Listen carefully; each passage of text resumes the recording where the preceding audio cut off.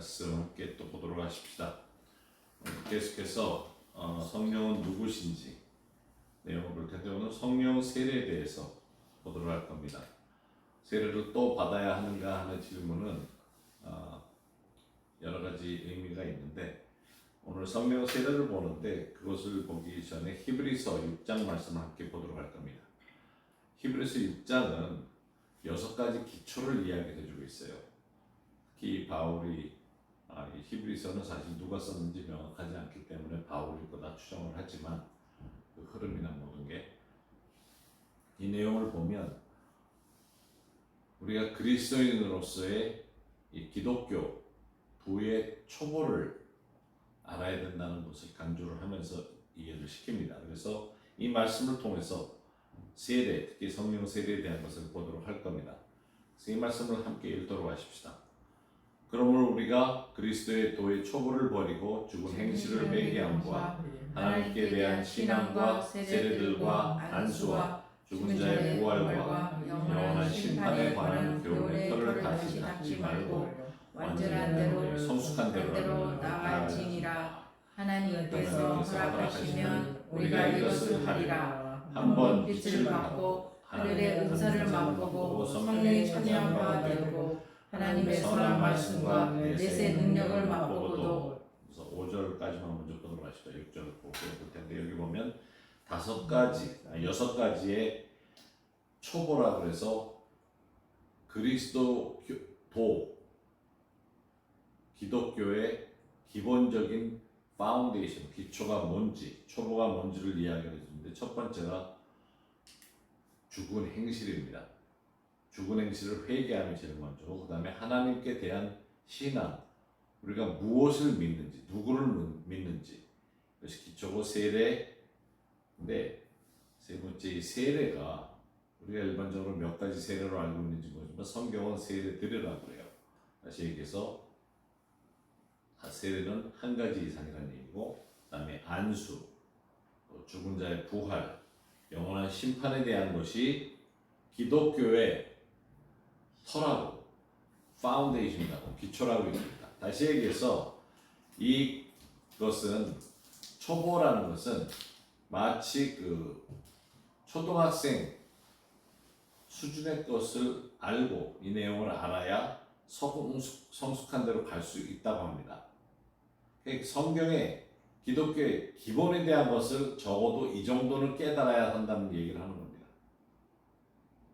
그래서 이게 굉장히 중요할 수도 있고 또 여러분들이 성경을 읽으면서 지나칠 수도 있는데 어떤 분들에게는 처음 듣는 얘기라도 할 수 있어요. 그리스도인이라면 이것에 대해서 그냥 아는 걸로 끝나는 것이 아니라 이게 적어도 이 정도는 갖추고 있어야 된다는 거죠. 그래서 여기 보면 단순히 회개하라 하지 않고 죽은 행실을 회개하라 그럽니다. 자, 예수 믿는 사람이면 기독교인이면 적어도 죽은 행실, 여기서 죽은 행실은 하나님으로부터 시작되지 않은 것은 다 죽은 행실이에요. 다시 얘기해서 우리가 은혜를 받아서 예수님을 영접했지만 어떻게 하면 하나님께 더 잘 보일 수 있을까? 어떻게 하면 더 잘할 수 있을까? 그래서 하나님을 기쁘시게 하는 게 이것이다 그러고 내가 더 큰 은혜를 받지 않을까 해서 하는 것은 그런 수고와 노력은 어떤 면에서는 죽은 행실입니다. 쓸데없는 거예요. 하나님은 그냥 거저 은혜를 베푸셨기 때문에 하나님이 원하시는 것은 하나님께 이미 가까이 갈 수 있는 기회가 열렸기 때문에 그냥 있는 그대로 받아들이는 거죠. 하나님께 대한 신앙은 신학을 이야기합니다. 신에 대한 학구적인 면. 근데 그것을 성경에서 찾을 수 있어야 되고 그것이 우리 삶의 생활화되어서 말씀을 찾아가면서 깨달을 수 있어야 된다는 거죠. 그래서 하나님을 내가 얼마큼 알고 있는가 마음의 정리가 되어 있어야 된다고 합니다. 그리고 세례에 대한 것은 이것도 신학적인 설명을 하는 것이라고 했는데 자 세례들이라고 했기 때문에 하나 이상이라고 했죠. 그래서 우리가 오늘 그 내용을 통해서 그 가운데 포함된 성령 세례도 포함해서 볼 겁니다. 그리고 사실 안수에 대한 것, 특히 신약에서는 어떻게 나오는지, 구약에서는 어디서 연결되어 있는지, 누가 안수할 수 있는지, 신약에 우리가 잘 아는 말씀대로 아픈 사람을 보았을 때 손을 얹은즉 나음을 입으리라고 했던 것은 손을 얹으니까, 안수하니까, 안수라는 말이 손을 얹는다는 뜻인데 어떻게 얹어야 되는지, 치유를 위해서 얻는 것을 이야기도 하죠. 또 죽은 자의 부활에 대해서는 우리가 잘 알고 있습니다. 이거는 부활을 믿지 않으면 예수님을 영접하지 못하죠. 그래서 죽은 자의 부활에 대한 것을, 또 우리가 부활할 것에 대한 것을 압니다. 또 영원한 심판에 관한 것도, 영원한 심판도 믿음으로 우리가 아는 것이, 죽어보지 않은 사람이 어떻게 영원한 심판이 있는지 모르죠. 그러나 그렇게 말씀하셨기 때문에 믿음으로 그 자리까지 가는 겁니다. 이 내용들이 전부 다 초등학생 수준이에요. 적어도 이 정도는 알아야 된다는 거죠. 예수 믿는 사람이라면 이 기초에 대한 것은 올바른 이해를 갖추고 있어야 된다는 겁니다. 근데 3절에, 앞에 절에 보면 하나님께서 허락하시면 우리가 이것을 하는데, 하나님이 허락하셔야 된다는 말씀이 있습니다. 그래야 장성한 데까지 이룰 수 있다는 조건이 있어요. 다는 아니겠지만 어떤 사람은 허락이 안 될 수 있다는 것이 참 놀라워요. 어쩌면 충격일 수도 있어요. 이런 기초를 다 알고 살아야 됨에도 불구하고 어떤 사람은 알기는 알아도 행동에서 드러나지 않기 때문에 하나님이 허락을 안 하신다는 뜻이 있어요. 미국에서 집을 지으려면, 그냥 독채 집을 지으려고 하면 검사가 200여 가지래요. 200가지가 넘는데요. 그러니까 처음 집을 지을 때 도면 검사부터 시작해서 터를, 방향을 제대로 잡았는지 이 모든 서류에 대한 것을 하다 보니까 200여 가지인데, 이 감독하는 사람이 나오면 늘 2가지 중에 1가지를 주고 간대요. 종이에 녹색으로 된 종이를 주면 그 다음 단계로 가라고 허가가 되는 거고, 빨간 딱지만한 종이를 주면 거기에 뭐가 부족한지를 다 써서 준대요. 그래서 다음에 어느 날짜까지 그거를 기본적으로 해놔야 다음 단계로 갈 수 있다 그러는데, 기초를 열심히 파가지고, 근데 놀라운 것은 기초를 판 다음에 와요. 이게 제대로 파졌는지. 그러고 나서 부은 다음에 다시 와서 확인을 하는 거예요. 그래서 기초 파기 전까지만 40여 가지 테스트가 있대요. 그러니까 굉장히 아주 정확하게 까다롭게 보는데, 기초 자리가 제대로 놔 있어야 그 위로 올라갈 수 있죠. 그것을 얘기를 합니다. 근데 붉은 딱지를 준다는 것은 뭐가 잘못돼서 나를 미워해서가 아니라 제대로 기초를 잘 놓아야 그 다음 단계로 갈 수 있다는 것을 알려주는 것이기 때문에 그렇죠. 그런데 여기에 참 놀라운 것은 하나님이 믿음 생활을 하는 사람 중에도 이 기초가 놓여져 있지 않기 때문에 영적 성숙으로 갈 수 없게 빨간 딱지를 주신다는 겁니다. 그러면 거기에 적혀 있는 대로 정리를 해야 되겠죠. 사실 이런 것 성경에 있기 때문에 성경적으로 설교하는 게 어려울 수도 있어요. 듣기 좋은 얘기만 할 수 있지만 여기 보면 분명히 하나님이 허락하시면이 써 있다는 거예요. 기초를 잘 내렸는지 확인을 하면 다음 단계로 갈 수 있는지 허락을 해주신다는 겁니다. 근데 그것이 사실 굉장히 중요한 거예요. 저희가 사역을 하면서 사실 이글스넷 파운데이션이 가장 원하는 것은 연합된 영적 공동체를 원합니다. 저희가 사역하러 갔을 때 특히 저에게 무슨 기름 부으심이 있어서 큰 역사가 나타난다, 기적을 본다 이런 것보다는 가는 사람들이 하나로 연합됐을 때 기적이 많이 나타나요. 뭔가 하나님께 기대하는 것이 있을 때 기적을 많이 보게 됩니다. 누구 한 사람의 기도가 아니에요. 우리 모두가 연약할지라도, 미련해 보일지라도 오직 주님만 의지하면서 하나로 모였을 때 그런 역사가 나타나는 걸 볼 수 있습니다. 그래서 이것저것 우리를 유혹하는 것이 있을지라도 다 내려놓고 오직 주님의 기초를 가지고 앞으로 나가려고 할 때 그 일이 일어난다는 겁니다. 그 다음 절 6장 6절에 보면 타락한 자들은 다시 새롭게 하여 회개하게 할 수 없나니, 자, 이미 은혜를 경험을 하고 나서 하나님을 다시 저버리고 타락한 사람들은 다시 돌아올 수 없는 그런 길이 있다는 거예요. 이건 빨간 딱지가 아니라 이거는 완전히 퇴장감이에요. 근데 그들이 하나님의 아들을 다시 십자가에 못 박아 드러내놓고 욕되게 한다. 나의 연약함을 드러낸다든가 혹은 열등감이나 우월감 때문에 나를 드러내려고 한다든가 교만한 마음이 있는 것을 말하는 게 아니고, 죄를 지으면 안 되는 상황에서 죄를 짓고 예수님을 거부하는 사람들을 향해서 말하는 겁니다. 그런 자리에 나가게 되면 사실 돌이킬 수 없는 자리로 간다는 것을 기억해야 되는 겁니다. 그래서 첫 번째 세례를 보도록 하겠습니다.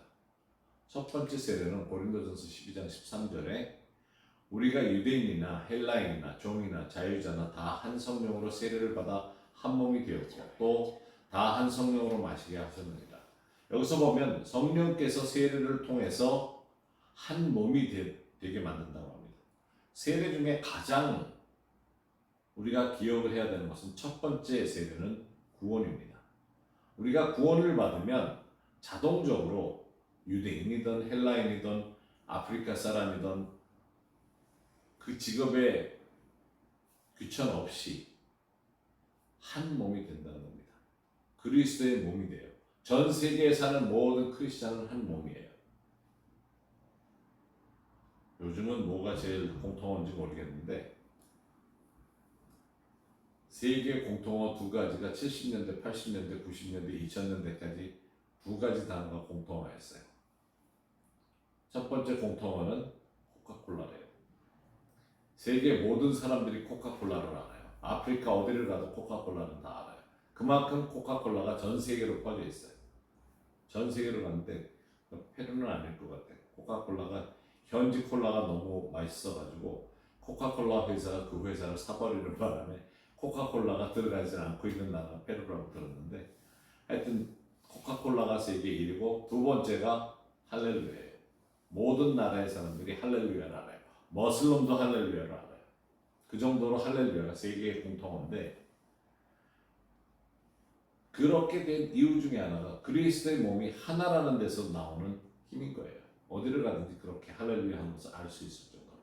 구원을 받은 사람이 예수님만 믿으면 십자가에 달렸던 그 강도가 예수님을 영접하는 그 순간에 그리스도신 것을 믿었죠. 처음에는 저주를 하다가 시간이 지나면서 그리스도라는 것을 믿고 정말 회개하고 예수님 나를 받아달라고 했을 때 예수님께서 십자가에 달린 채로 내가 오늘 나와 낙원에 있으리라는 말씀하죠. 그 순간에 저는 그 사람은 물세례를 받거나 아무런 것이 없었죠. 십자가에 달렸는데 무슨 물세례예요. 그러나 저가 그리스도의 몸에 들어오는 그 세례를 받았던 겁니다. 몸에 들어오는 세례가 제일 먼저 우리가 올바로 이해해야 되는 겁니다. 한 성령으로 세례를 받아 한 몸이 되었다고 하는 겁니다. 세례를 주시는 분은 성령이시고 세례는 한 몸이 되기 위해 받는다는 것을 기억해야 됩니다. 두 번째 세례는 마태복음 28장 19절에 그러므로 너희는 가서 모든 족속으로 제자를 삼아 아버지와 아들과 성령의 이름으로 세례를 주고, 이 말씀은 우리가 일반적으로 알고 있는 세례, 물세례를 말합니다.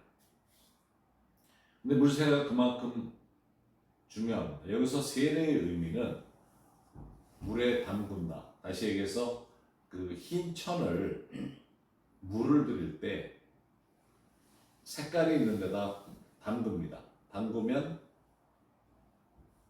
그것이 원래 색깔과 원래 하였던 색깔에서 담궈놓은 색깔로 바뀔 때 그때 푹 담근다는 그런 의미가 있습니다. 얼마 전에 하와이 가서도 물세례를 했었는데 예수님을 영접했지만 한 번도 세례를 받아본 적이 있는 사람들을 위해서 물세례를 받아야 했습니다.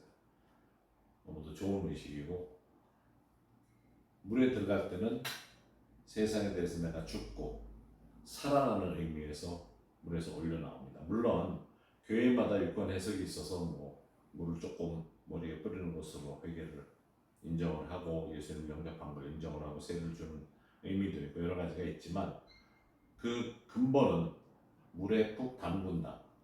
이전 색깔이 아니라 새로운 색깔로 변화되기 위해서 담궜다 꺼내는 것을 말합니다. 그런데 물세례의 중요성은 사실 예수님을 통해서도 볼 수 있어요. 마가복음 1장 9절에서 11절 보면 그때 예수께서 갈릴리 나사렛으로부터 와서 요단강에서 요한에게 세례를 받으시고 곧 물에서 올라오실새 하늘이 갈라짐과 성령이 비둘기 같이 자기에게 내려오심을 보시더니 하늘로서 소리가 나기를 너는 내 사랑하는 아들이라 내가 너를 기뻐하노라 하시니라.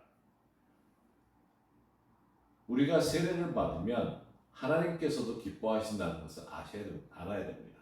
그래서 예수님을 향해서 보여주신 그 같은 내용이 우리에게도 선포되는 내용이라고 받을 수가 있어요. 그만큼 귀중한 건데 너는 내 것이다. 너는 내 사랑이라. 내 아들이라 혹은 딸이라 내가 너를 기뻐하노라 하는 말씀을 우리가 들을 수 있다는 겁니다. 그만큼 귀한 거예요.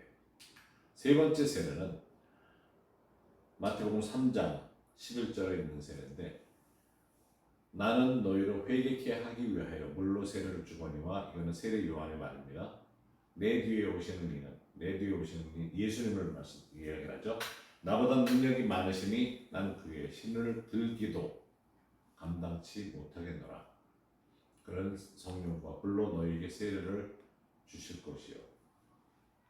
이전 성경에는 나는 그의 신들매를 감당하지 못하겠다 그래가지고 그 말이 무슨 말인지 참 어려웠었어요. 신을 들기를 감당하지 못하겠다고. 예수님이 오시면 성령과 불로 너에게 세례를 주신다고 합니다. 여기서 세례 주시는 이는 예수님을 이야기하고 무엇으로 줍니까? 성령과 불로 세례를 주십니다. 첫 번째 세례는 성령이 세례를 베푸셔서 그리스도의 몸에 들어오게 합니다. 두 번째 세례는 물 세례인데 이거는 제자들이 예수님의 제자들 혹은 목사님들 성도들이 지하교회 같은 경우에 성도들이 물 세례를 러시아에 한동안 핍박이 심했을 때는 겨울에만 눈보라가 치는 겨울에 강에 가서 얼음 깨고 거기서 성도들끼리 세례를 주는 그런 의식을 했다 그래요. 그리고 세 번째 세례는 예수님이 세례를 베푸셔서 성령과 불로 세례를 받게 하십니다. 그래서 성령께서는 그리스도의 몸에 온전히 들어올 수 있게 세례를 주시고 또 예수님께서는 성령과 불로 세례를 주시는데 자 이게 잠겨 있다는 그런 의미로 세례라고 했었는데 성령과 불에 잠겨 있는 삶을 살아야 된다는 겁니다. 우리가 성령 세례 그러면 한 가지만을 생각을 해요. 그런데 불로 세례 받는다? 옛날에 한동안 그 기도원에서 한참 은혜 받으려고 하는 분들이 올라가서 기도할 때 보면 옆에서 이렇게 듣다 통성 기도할 때 불로 그러고 이런 분들이 많았어요. 나 처음에 옆에서 이렇게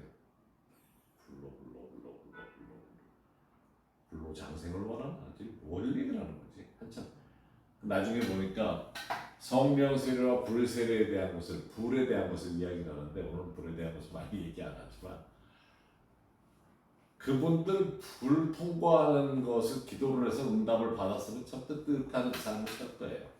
왜냐하면 불로는 주위에 있는 모든 걸 태우니까 우리가 고통이다 어려움이다 생각하는 것을 통해서 하나님께서 영광을 받으시거든요.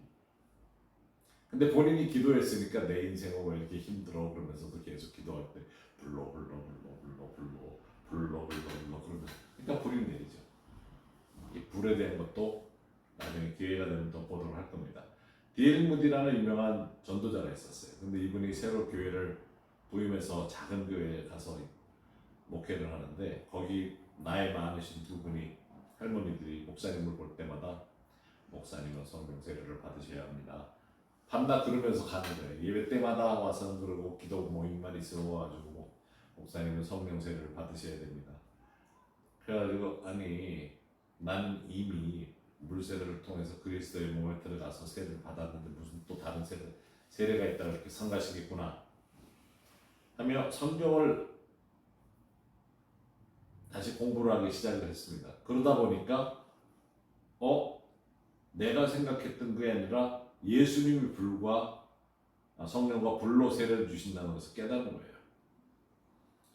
그래서 그 자리에서 자기 본인이 혼자 기도를 한 거예요. 깜짝 놀라가지고 지금 읽었던 이 말씀을 통해서 예수님 제게도 성령과 불로 세례를 주십시오. 혼자 기도를 한 겁니다. 근데 그분 간증에 마치 누가 묽은 꿀을 끈적끈적한 꿀을 머리에 붓는 것 같은 기분이 들었대요. 그러면서 방언도 하기 시작하고 그 후로 성경이 눈에 띄면서 전 세계에서 가장 훌륭한 설교가로서 살았던 분입니다. 우리가 지금 보았던 마태복음 3장 11절에 같은 내용이 성경에 여러 군데 있습니다. 이 사복음서에 여기저기에 다 네 군데 다 들어있는 내용이 중복되는 내용이 몇 군데 없어요.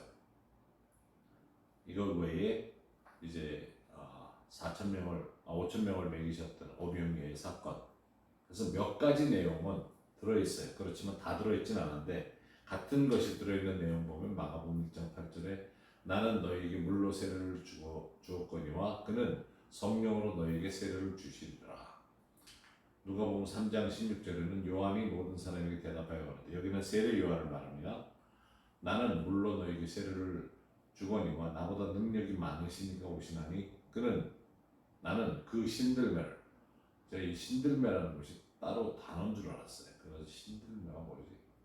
성경을 읽다 그런데 신을 드는 것조차도 풀기도 감당치 못하겠노라. 그는 성령과 불로 너에게 세례를 주실 것이요. 요한복음 1장 33절에 나도 그를 알지 못하였으나 나를 보내어 물로 세례를 주라 하신 그이가 나에게 말씀하실 때 성령이 내려서 누구 위에 머무는 것을 보거든 그가 곧 성령으로 세례를 주시는 이신 줄 알라 하셨죠. 사실 마리아하고 그 예수님하고 세례 요한은 마리아와 그 사촌되는 마리아가 사촌되는 관계였기 때문에 예수님하고는 육청 관계가 될 수 있어요. 그러면 어렸을 때 멀지 않은 동네에서 살았기 때문에 같이 뛰어놀았을 수도 있어요. 그런데도 예수님이 물세례 받으러 올 때 예수님이 같이 뛰놀던 어릴 때 뛰놀던 예수님이 그리스도라는 것을 몰랐다는 거죠. 그래서 그 위에 성령이 내려서 머무는 것을 보게 된다는 거죠. 근데 이것이 재밌는 게 뭐냐면 이 말씀이 적힌 것이 굉장히 중요한 게 뭐냐면 구약에서는 성령이 머문 적이 없어요. 신약에 와서만 성령이 머무는데 이 말씀대로 머무는 것은 성령이 다시 떠나시지 않는다는 그런 의미입니다. 성령께서 이 땅에 오시기 전에는 내리신 다음에 머무신 적이 없어요. 모든 구약에 있는 위인들을 위해서 그때만 와서 같이 일하다가 떠났죠. 그런데 예수님께서 완벽한 인간으로 오셨기 때문에 그 위에 머무신 거죠. 처음 인간으로서 성령이 머무시는 장면입니다. 뭐냐면 거룩한 영은 거룩해져야만 올 수 있어요. 거룩해 선택받은 사람들. 그런데 우리에게 와서 머무시는 이유는 예수님이 십자가에서 달리셔서 우리의 모든 죄를 지워버리셨기 때문에 그런 이유로 우리에게 오실 수 있는 겁니다. 그러니까 우리 각자를 향해서 오셔서 머무신다는 거예요. 여러분들 그 사역 전에 어떤 문제가 있어서 마음이 상하든지 잘못을 범하든지 했을 때 사역을 하면 그다지 큰 결과를 못 봐요. 유혹을 받는다든가 하는 것은 사실 죄는 아니지만 유혹 때문에 행동을 옮기게 되면 죄가 되는 거죠. 사울 왕이 버림받았는데도 저가 마지막 기회를 하나님이 주시는 것을 볼 수 있습니다. 사울 왕이 심지어 무당을 쫓아가서 자기 장래에 대한 것을 물어보고 하는데도 불구하고 하나님 찾지 않는데도 불구하고 그 후에 선지자들과 같이 있을 때 누워서 예언을 합니다. 하나님께서는 저버리지 않으세요. 기회를 주세요. 다시 돌아오라고 기회를 꼭 붙드셔야 합니다. 내가 만약에 잘못한 것을 안다면. 누가복음 24장 49절에 볼지어다 내는 내 아버지 약속하신 것을 너에게 보내리니 너희는 위로부터 능력을 입힐 때까지 이 성에 유하라 하시니라. 자, 능력은 성령의 은사는 위로부터 우리에게 옷을 입혀주는 겁니다. 구원은 예수님을 믿는 순간부터 성령이 우리 마음 안에 와 계시는 것을 말하지만 능력은 옷을 입듯이 입는 겁니다. 사도행전 1장 4절에서 5절에 사도와 같이 모이사 저에게 분부하여 가라사대 예루살렘을 떠나지 말고 내게 들은 바 아버지 약속하신 것을 기다리라. 요한은 물로 세례를 베풀었거니와 너희는 몇 날이 못되어 성령으로 세례를 받으리라 하셨느니라. 여러분들은 어떤지 모르지만 저렇게 기다리라고 한다는 자체가 좀 힘들어요. 몇 날이 못돼서 저는 능력이 임할 거라고 그랬는데 기다리는 게 힘들어서 트래픽에 걸리면 아예 그냥 온몸이 지진이 일어날 정도로 아주 지겨울 정도로 트래픽 걸리는 걸 싫어하는데 저건 며칠을 기다리라고 했는데 몇 날이 못 돼서 성령을 받으라고 했는데 사실 저 말을 들은 숫자 예수님이 승천하실 때 쫓아가서 보았던 숫자가 한 500명이라 그래요. 500문도라 그래요. 그 당시. 그런데 열흘을 기다려서 성령 세례를 함께 받는 사람들은 120문도라 그래요. 역사적으로. 그러면 한 25% 정도만 성령 세례를 처음에 받아요. 그러면 75%는 기다리기 힘들었던 거예요. 뭐 무슨 일이 있어 나가서 일을 해야 될든지 간에 예수님의 말씀이고 이거는 사실 예수님이 마지막 승천하시면서 하신 말씀이라 조금 들어드릴만 했을 수도 있는데 다 집에 가고 돌아가고 결국은 120명이 남아서 성령세를 받죠. 물론 그 500명도 다 받았을 거예요. 나중에. 그렇지만 120명에 의해서 처음 역사에 일어난 것을 성령세를 받았던 것을 기억하시기 바랍니다. 자, 성령세례는 구하면 받습니다. 그래서 첫 번째는 구원의 세례요, 두 번째는 물세례요, 세 번째는 성령세례인데 첫 번째 세례로 천국을 갑니다. 두 번째 세례로 성숙을 향해 갑니다. 물세례 받음으로. 그 다음에 세 번째 세례는 사역을 통한 열매를 맺게 되는 겁니다. 열매를 맺고자 한다면 사역을 통한 열매뿐만 아니라 여러분들이 성령세례를 통해서 성령의 열매도 맺을 수 있게 된다는 걸 기억하십시오. 그래서 여러분들이 주님의 쓰임을 받기를 원한다면 성령세례를 꼭 받아야 합니다. 능력이 없어요. 힘이 없어요. 성령세례를 받지 못하면 내 의지로 남을 도와주고 의지로 뭔가 의로운 일을 하려고 하죠. 그러나 중요한 것은 성령 세례를 통해서 우리가 내 안에서는 성령의 열매고 사역에서는 현장에서는 구원을 받는 자들이 나를 통해서 주위에서 드러난다는 겁니다. 그럼 어떻게 성령 세례를 받을까요? 홀로 주님 앞에 나가서도 받는다고 말씀드렸지만 주위에 이미 성령 세례를 받은 분들을 알고 있다면 그분들을 초청해서 손을 얹고 본인을 위해서 기도해달라고 여러분들 요청할 수 있습니다. 믿음으로 함께 구할 때 성령이 오시면서 우리 마음에 평강을 주십니다. 제일 먼저 일어났던 것은 이전에 모르던 진짜 세상이 줄 수 없는 평강이 내게 임했다는 것을 알 수 있었어요. 그리고 내가 손을 얹을 때 나음을 입는 역사를 경험하게 됩니다. 성경에 나와 있는 세 가지 세례에 대한 것을 보도록 하십시다. 사도행전 2장 37절에 39절에 보면 저희가 이 말을 듣고 마음에 찔려 베드로와 다른 사도들에게 물어 가로되 형제들아 우리가 어찌할꼬 하거늘. 자, 베드로가 120문도가 성령 세례를 받은 다음에 일어나서 설교를 합니다. 주위에 있는 사람들이 다 몰려들어요. 왜냐하면 그 마가의 다락방 마리아의 집은 2층 건물처럼 이렇게 위에 있는데 거기가 굉장히 큰 홀이 있어서 근데 굉장히 큰 홀이에요. 120명이 들어갈 수 있을 정도면 굉장히 큰 홀이죠.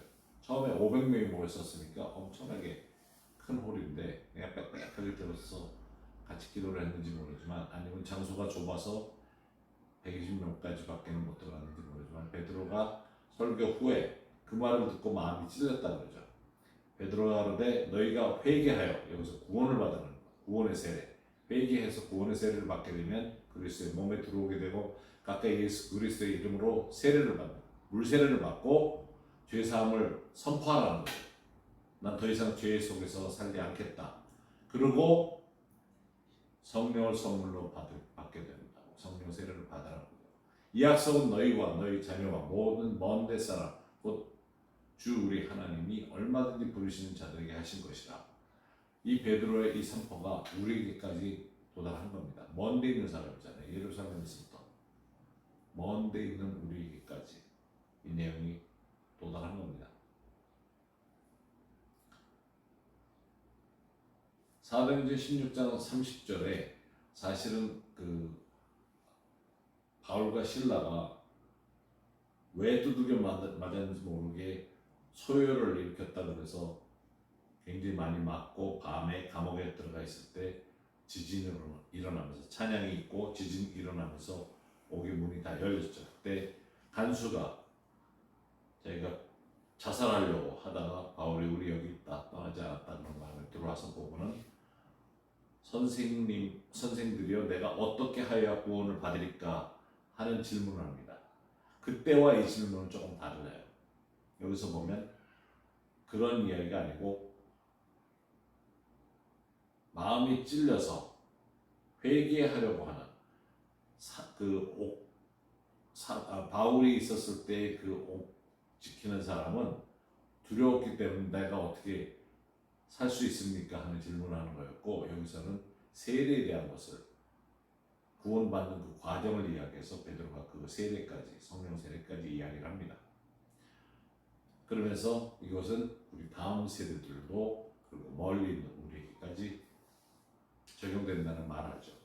사도행전 8장 5절에서 8절 보면 빌립이 사마리아 성에 내려가 그리스도를 백성에게 전파하니 우리가 빌립의 말도 듣고 행하는 표적도 보고 열심으로 그의 말하는 것을 쫓더라. 많은 사람들에게 붙었던 더러운 귀신이 크게 소리 지르며 나가고 또 많은 중풍병자와 안진뱅이가 나오니 그 성에 큰 기쁨이더라. 자, 이건 놀라운 건데 여기 보면 귀신이 붙어 있다 그래요. 우리가 성령의 능력을 옷 입듯이 여러분들이 성령의 능력을 옷 입지 않으면 귀신이 옆에 붙어 있을 수도 있어요. 우리 며칠 전에 한국 사람들에게는 섭섭 귀신이 제일 옆에 잘 붙어 있다고 했는데 섭섭한 게 많아가지고 빌립으로 인해서 사마리아에 부흥이 일어나는데 부흥의 조건은 그리스도를 선포하자. 예수님이 그리스도다, 구원자다. 그리고 두 번째 조건이 여기 보면 능력이 나타납니다. 그래서 이게 참 놀라운 거예요. 8장 12절에 보면 빌립이 하나님 나라와 예수 그리스도의 이름에 관하여 전도함을 저희가 믿고 구원을 받아요. 구원의 세례, 한 몸으로 들어오고 남녀가 다 세례를 받으니 물 세례를 받습니다. 그런데 13절에 보면 여기서 보면 시몬이라는 동네에 사는 하나 있었어요. 시몬도 믿고 세례를 받은 후에 전심으로 빌립을 따라다녀 그 나타나는 표적과 큰 능력을 보고 놀라니라. 이 사람은 귀신이 붙어있던 사람이에요. 근데 귀신이 떠났어. 그러니까 이전에는 점쟁이로 잘 먹고 잘 살던 사람인데 귀신이 떠나면서 더 이상 그 직업은 안 되고 그래서 열심히 지금 그 능력을 보고 놀라서 쫓아다닙니다. 예루살렘에 있는 사도들이 사마리아도 하나님의 말씀을 받았다는 걸 듣고, 뭐냐면 유대는 크리스천들이지만 아주 유대인들은 전부 유대교에 속한 사람들이었고 유대인들 중심이었지만 사실 사마리아 사람들은 그 당시 난민들하고 여러 민족이 섞여서 낳은 다음 세대들이기 때문에 유대인들이 상종을 안 하려고 하던, 예를 들어 그냥 쉽게 얘기하면 정결하지 못한 사람들, 타락한 사람들을 생각을 했기 때문에 거기도 예수님을 영접했고 하나님의 말씀을 받았다는 걸 듣고 베드로와 요한을 보냅니다. 그러니까 예루살렘에 있었던 교회가 사실 충격을 받았어요. 그래서 저들이 내려가서 저희를 위하여 성령 받기를 기도하니 이제 성령 세례를 위해서 기도하는데 그때까지는 아직 복음만 전했지 성령 세례를 받는 그런 역사가 없었던 거죠. 이는 아직도 성령 내리신 일이 없고 오직 주 예수 이름으로 세례만 받을 뿐이라. 여기 보면 물 세례 받은 것까지는 됐는데 성령 세례는 아직 없었던 거죠. 사도가 저에게 안수함에 성령을 받는지라. 안수라니까 성령 세례를 받는 장면입니다. 빌립을 통해 예수님을 구원한 사람들에게 그 다음에 구원의 세례, 물 세례, 그리고 사도들이 와서 성령 세례까지 주는 장면입니다. 사도행전 19장에 또 나오는 내용은 사도행전 2장에서 성령 세례를 받고 교회가 시작이 되고 베드로가 복음을 전하면서 4,000명이 예수님께로 들어오고 공동체가 생기고 핍박이 일어나는 여러 가지 일이 있는데 그 이후로 20년 정도 지났을 때 사도행전 19장이 등장합니다. 여기 보면 아볼로가 고린도에 있을 때 바울이 윗지방으로 다녀 에베소에 와서 어떤 제자들을 만나 가로되 너희가 믿을 때 성령을 받았느냐? 가로되 아니라 우리는 성령이 있음도 듣지 못하였노라. 자, 아볼로는 빌립과 같이 전도자예요. 복음을 전했어요. 그래서 저가 구원의 세례도 베풀고 물 세례도 베풀었는데 성령 세례를 위해서는 성경을 가르쳤어도 아직 없었죠. 그러자 바울이 가로되 그러면 너희가 무슨 세례를 받았느냐? 대답하되 요한의 세례로다. 바울이 가로되 요한이 회개의 세례를 베풀며 백성에게 말하되 내게 오시는 이를 믿으라 하였으니 이는 곧 예수라 하고는 저희가 듣고 주 예수 이름으로 세례를 받으니 바울이 그들에게 안수하며 성령이 그들에게 임하심으로 방언도 하고 예언도 하니. 성령 세례를 위해서 기도하는 장면이기도 합니다. 세 가지의 세례를 다 확인할 수 있죠. 그래서 순서대로 저들이 세례를 받습니다. 구원받고 물세례를 받고 성령 세례, 순물 하는 것을 볼 수 있습니다. 그런데 물세례 이전에 구원의 세례를 받고 성령 세례를 받는 장면은 나와요. 그것이 고넬료의 집에서 사도행전 10장에서 일어나는데 그래서 이게 순서대로만은 꼭 아니에요. 그래서 이방인들에게 나타났을 때 저들이 베드로를 통해서 예수님을 영접하는데 저들이 영접하고 주님께 감사하는 기도하는 중에 성령 세례를 임한 것도 볼 수 있습니다. 근데 가장 중요한 것은 예수님을 영접하고 구원을 받는다는 것이 중요하죠. 이 세 가지 세례가 의례적으로 여러 군데 나오는 예가 있습니다. 요한일서 5장 7절과 8절에 증거하는 이가 셋이니 여기 성령의 사실 성경에 여기 오류가 있어요. 그래서 우리말 성경에는 한 줄을 센텐스를 빼놨습니다. 왜 그렇게 했는지 모르겠는데 이 같은 구절인데 그래서 여기 보면 킹 제임스 버전에 보면 이 7절에 For there are three that bear record in heaven 하면서 the Father, the Word, and the Holy Ghost and these are three are one 그렇게 되어 있는데 그 앞에 이게 지금 증언하는 이가 셋이니 하면서 여기 빼먹어요. 그러면서 성령과 물과 피라 이 셋은 합하여 하나니라 하면서 아버지와 말씀과 성령이라고 되어 있는 것을 번역상의 한국 번역에는 이상하게 조금 되어 있다는 겁니다. 그래서 한 줄을 거의 빼놓다시피 했어요. 그래서 지금 성령과 진리와 증언하는 성령과 물과 피라고 했는데 그 앞에 부분에 증언하는 이는 성령이신 그러면서 성령은 진리라는 부분에서 그 내용을 완전히 빼먹은 게 있어요.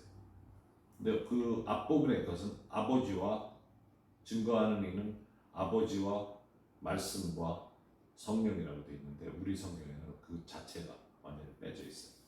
저는 이해는 못하겠지만 구원의 세례를 받게 되면 영생을 얻어서 천국을 얻죠. 물 세례를 받음으로써 우리가 신앙생활을 하는데 주위에 있는 사람들에게 나는 이미 죽었고 부활해서 예수님과 동행하는 삶을 산다는 모습을 드러냅니다. 성령의 세례를 받으면서 우리가 위에서 또 옷을 입는다 그랬죠. 능력을 입고 능력을 나타내는 삶을 이 땅에서 사는 겁니다. 그러면 예수님을 영접했을 때 우리가 하나님의 큰 그리스도의 몸 안에 들어오면서 천국을 약속받고 물세를 통해서 그러면서 이제 새로운 권능의 삶을 산다는 겁니다. 얼마나 좋아요. 그렇게 사는 것이 구원받는 삶이라는 것을 깨달아야 하는 거죠. 요한복음 3장 3절에 예수께서 대답하여 가라사대 진실로 진실로 내게 이르노니 사람이 거듭나지 아니하면 하나님의 나라를 볼 수 없느니라. 거듭나면 하나님의 나라를 볼 수 있다는 거죠. 부정적으로 썼기 때문에 그럴지 모르지만 거듭나면 하나님의 나라를 볼 수 있어요. 보기 싫으면 할 수 없지만, 근데 사실은 그런 의미보다는 보아야 한다는 의미가 더 강조되어 있는 거죠.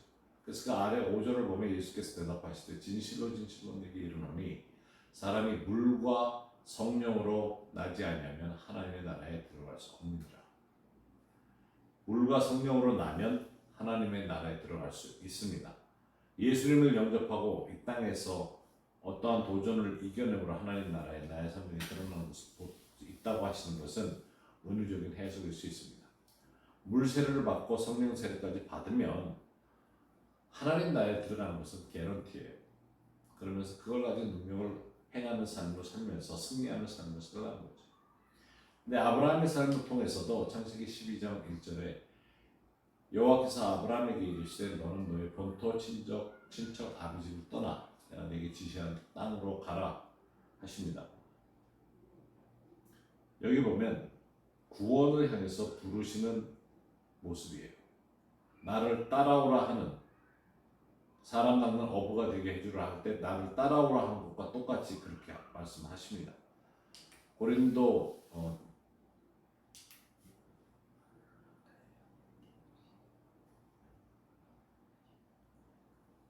그러면서 15장 17절에서 18절에 하나님께서 이제 굉장히 놀라운 내용이기도 한데,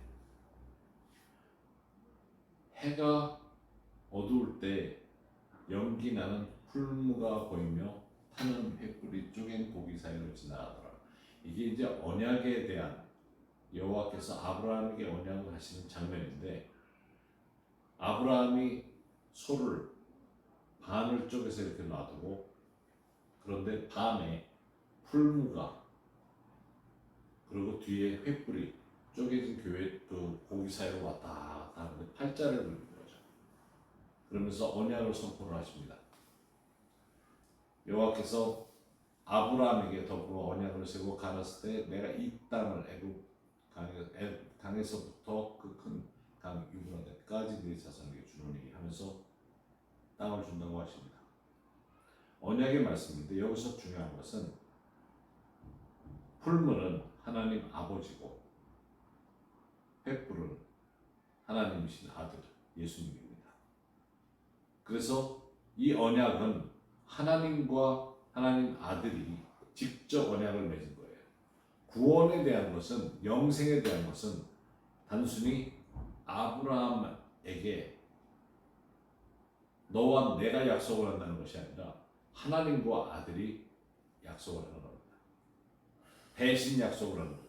그것을 이해하기가 힘들 수 있는데, 일반적으로는 약속을 하는 사람이 앞에 서서 너와 나는 이런 내용을 약속을 하는 거다 그러고 걸어다녀요. 그럼 뒤에 따라오는 사람이 아멘 하면서 받는 거죠. 그러면 언약이에요.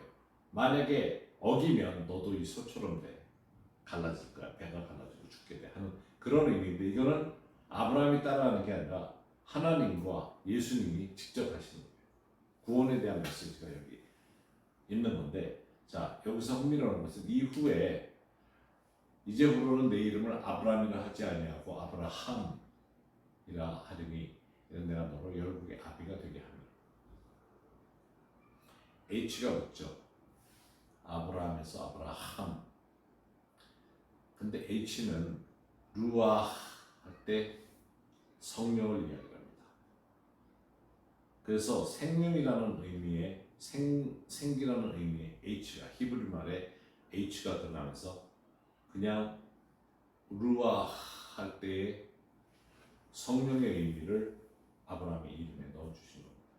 그래서 아브라함이 아니고 이제는 아브라함. 그리고 사라도 사라가 아니고 사라 해서 H가 보는 거죠. 또 아래 15절에 하나님이 또 아브라함에게 이르시되 네 아내 사레는 이름을 사레라 하지 말고 그 이름을 사라 해서 뒤에 H가 붙어요. 하가 붙습니다. 그 이스라엘 민족은 사실 묶인 채로 살다가 저들이 구원을 받죠. 이스라엘 민족이 애굽에서 종으로 살다가 물을 건너 구원을 받는 모습을 홍해를 통해서 나오고 그 다음에 예수님의 상징인 불기둥과 성령의 상징인 구름으로 인해서 저들이 늘 보호받으면서 살게 되는 것을 경험합니다.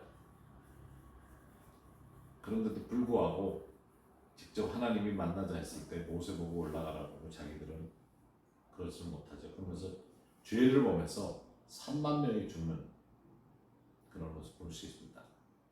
구름 기둥과 불 기둥, 구름 기둥이 저들과 함께 있으면서 성령의 세례를 베풀어 주는 것을 경험을 하게 합니다.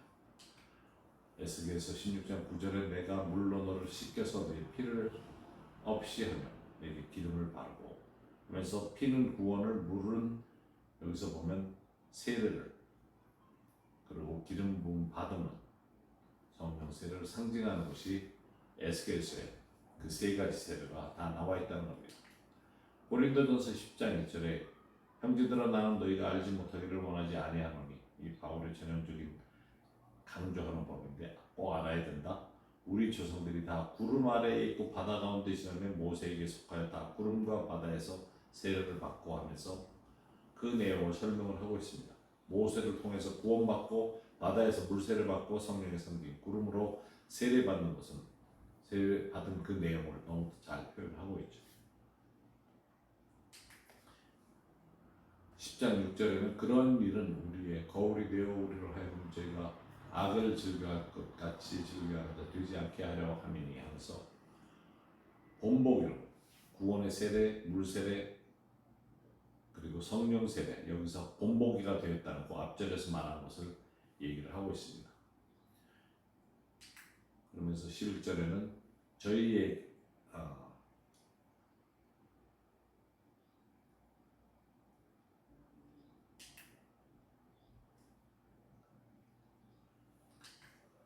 저희에게 당한 이런 일이 거울이 되고 또한 말세를 만난 우리의 경륜이 기록되느냐 하면서 우리가 말세를 만났을 때에 뭐 우리의 상황이 정치적으로 복잡하든 경제적으로 복잡하든 그럴지라도 다시 얘기해서 이 말세는 악한 것을 추구하는 사람들이 사는 세계가 말세입니다. 그래서 보면 이게 선악에 선이 없고 그냥 다 타협을해버려요. 그런 것이 말세를 이야기합니다.